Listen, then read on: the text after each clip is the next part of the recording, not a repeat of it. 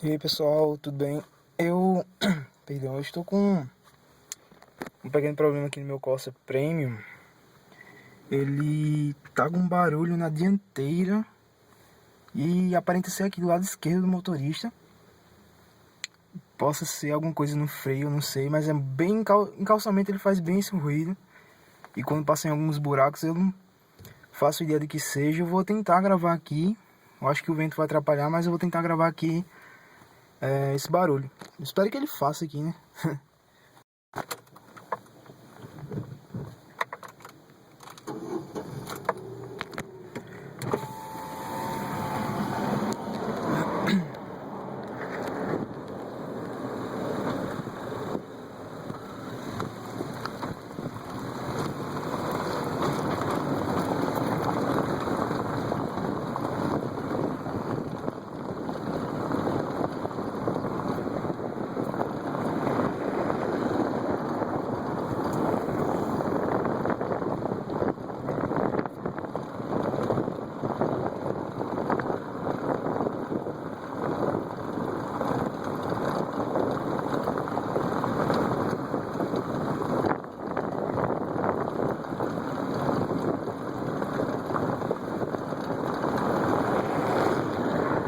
Bem, eu acho que ficou